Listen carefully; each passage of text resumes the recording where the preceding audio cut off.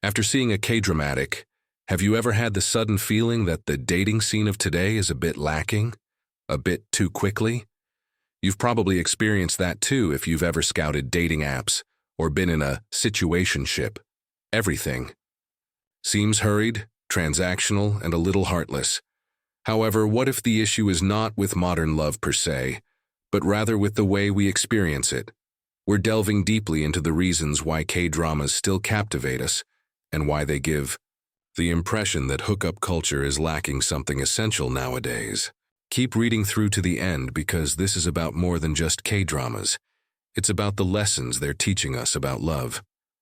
Let's be honest, romance in the modern era happens really quickly. People are expected to make relationships that hardly touch the surface with only one swipe and one text.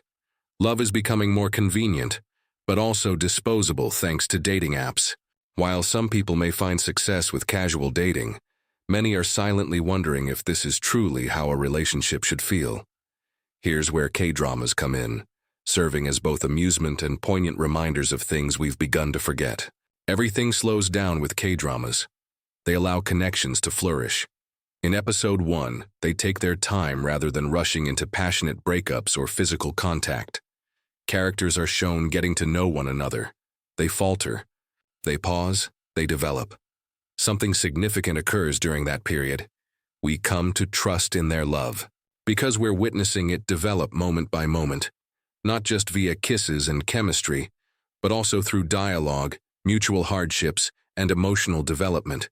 It feels genuine. There is more to these tales than meets the eye. They have a close emotional bond. After a difficult day, two damaged characters simply sit next to each other in quiet in a scene from It's Okay to Not Be Okay. Just a gentle, you can cry line. No kisses, no dramatic musical cue. I'll remain with you here.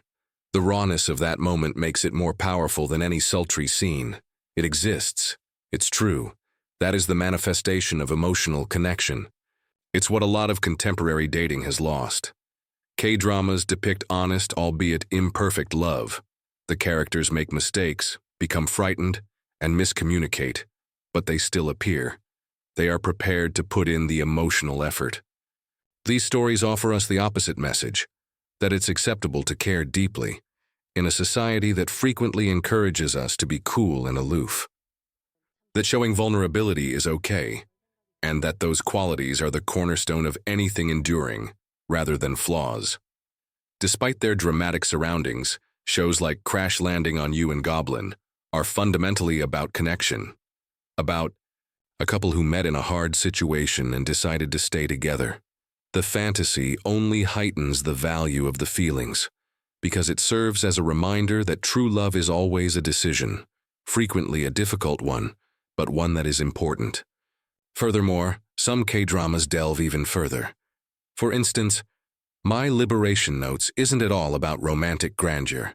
It's about two emotionally spent individuals learning to support one another, to be there in the silent, broken aspects of life, not to repair or save each other. In today's fast-paced, image-driven dating environment, that kind of love, the calm, steady, grounded kind, feels like a revelation. The way K-dramas employ time is what sets them apart. That dynamic of will they, won't they, is not merely for show. It reflects the slow, ambiguous, but meaningful nature of partnerships in real life. Additionally, it feels earned when the couple eventually confesses or shares a kiss. By us, not just the characters. Since we waited, we observed. Every stage of the voyage was felt by us. We're urged to keep things casual, move on quickly, and avoid developing feelings in today's world. K-dramas, however, ask us to do the exact opposite. They serve as a reminder that love is worthwhile, that emotional risk should be valued rather than avoided. They demonstrate that the purest love isn't always audible. Sometimes it's a quick look, a helping hand, or simply remaining at someone's side when it would be more convenient to leave. You're not alone, therefore. If you're tired of dating apps and relationships that seem fleeting and shallow, you're not overly delicate. It's not too much to ask for. Perhaps what you're desiring is something real rather than just a fantasy, something that is patient. K-dramas have a deeper understanding of this than nearly any other kind of contemporary culture, because they hit pause in a world that is fixated on speed.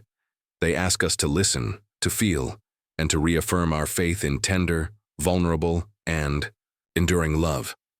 And perhaps, just possibly, that type of love exists outside of the movie theater. If we have the courage to wait for it and slow down, perhaps it is still conceivable. Click on our next video to learn how some K-dramas are beginning to examine love in even more daring, mature ways. Because romance is only beginning its silent revolution.